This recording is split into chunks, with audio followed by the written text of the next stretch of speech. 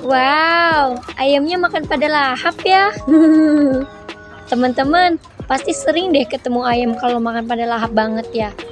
Yap, bener banget. Yang lagi dimakan sama ayam ini merupakan pakan yang terbuat dari maggot loh. Biasanya ditemukan di tempat penjual pakan ayam dan juga pakan burung. Tapi, pada tahu nggak kenapa bentuk pakan ayam bisa sehalus ini? Nah, daripada penasaran, aku ajak langsung deh ke pabriknya yang ada di Kota Bekasi, Provinsi Jawa Barat. Yuk kita kemon. Halo, assalamualaikum. Selamat datang di tempat kami, tepatnya di sini di kelompok tani Sahabat Alam Mereduan Margahayu. Kebetulan dalam hal ini adalah kita dalam acara budidaya maggot dan ayam petelur. Alhamdulillah dengan kondisi maggot dan ayam petelur ini sedikitnya bisa menjadi kegiatan kami sehari-hari dan untuk melengkapi lawuh kita di dapur rumah tangga kita sehari-hari.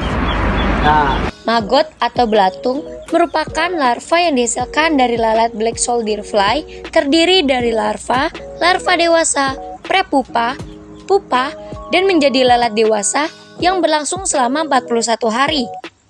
BSF yang dikenal sebagai lalat tentara ini adalah keluarga lalat yang memiliki tubuh yang lebih panjang dan besar. Meskipun dari keluarga lalat, namun BSF tidak menularkan penyakit, bakteri, bahkan kuman kepada manusia. Selain bermanfaat untuk mereduksi sampah organik, maggot pun mempunyai nilai ekonomis loh, yaitu bisa menjadi sumber pakan ternak dan menjadi pupuk. Maggot mengandung protein tinggi dan kandungan gizi yang baik untuk pakan ikan, dan unggas mengandung protein hewani tinggi dengan kandungan protein sekitar 41% hingga 42%. Kira-kira bagaimana ya proses pembuatannya? Yuk ikutin aku. maggot setelah bertelur kita dipanen. Kita panen, kita taruh ke adonan seperti ini. Adonan seperti ini dikasih saringan. Nah, ini dia maggot yang sudah bertelur. Maggot yang sudah bertelur akan kita pindahkan ke adonan yang sudah diberi saringan agar telur-telur yang siap panen menumpuk di atasnya. Setelah 1 minggu, telur akan menetas menghasilkan baby maggot.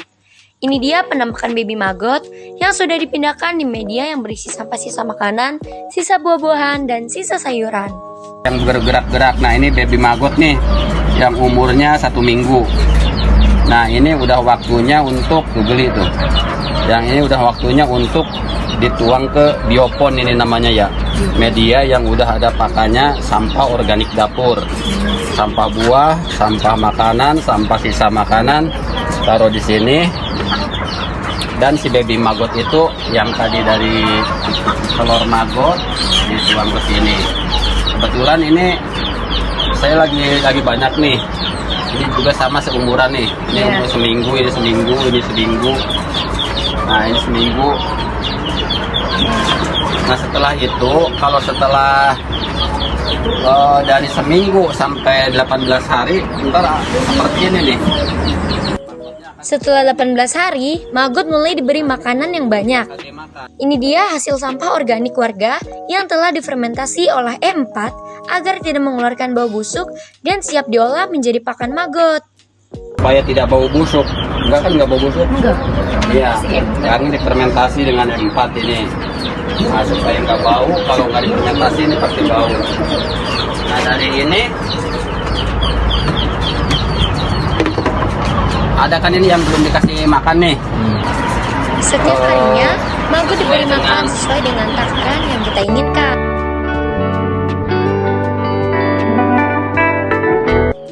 Ini dia teman-teman, penampakan maggot yang siap panen. Banyak banget ya. Ke sini turun sendiri, nah sampai ke bawah ini. Di bawahnya ini kita si kepompong maggot itu dimasukkan ke ruang gelap seperti ini. Nih. Nah ini banyak kepompong maggot nih, yang sebagian udah pada terbang nih. Masukkan ke ruang gelap.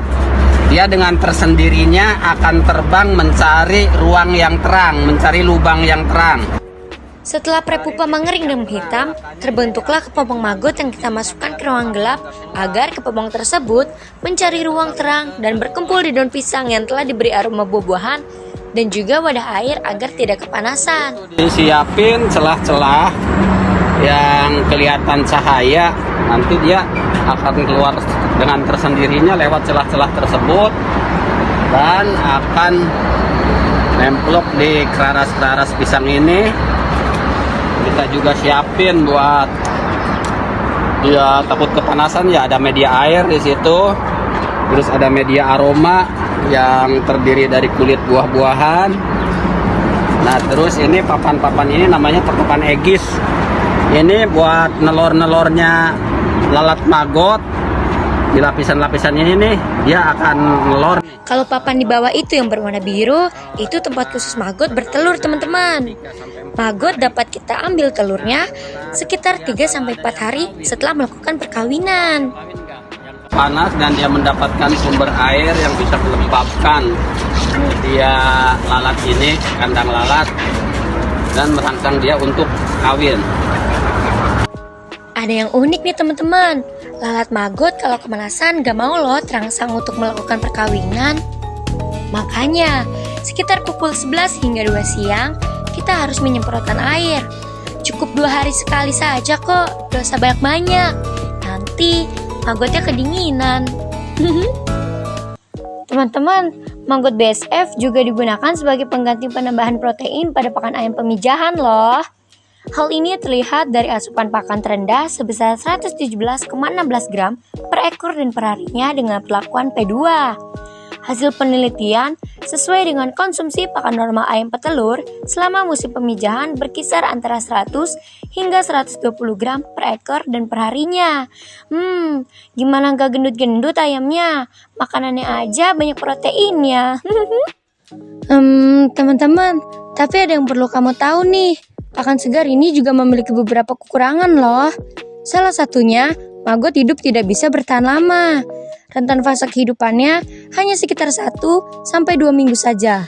Setelah itu, maggot akan berubah menjadi pupa. Bila maggot tidak segera diberikan pada unggas, kemungkinan tidak akan bisa dikonsumsi oleh unggas. Bahkan, bisa membahayakan. Berbeda dengan maggot kering yang bisa disimpan dalam waktu yang lebih lama, maggot yang masih hidup memiliki lapisan kitin pada kulitnya. Lapisan tersebut sulit dicerna dan membutuhkan waktu yang agak lama. Oleh karena itu, pemberian maggot hidup tidak disarankan dalam jumlah banyak sekaligus, karena dikhawatirkan mengganggu sistem pencernaan unggas. Ya, demikianlah sekilas suasana pembudidaya maggot di tempat kami, tepatnya di kelompok tani Sahabat Alam RW 2 Margahayu, Kecamatan Bekasi Timur. Terima kasih atas kehadiran dan sharing ilmunya di sini. Salam untuk semuanya yang ada di sana. Mohon maaf atas kekurangan dan sampai jumpa. Assalamualaikum warahmatullahi wabarakatuh.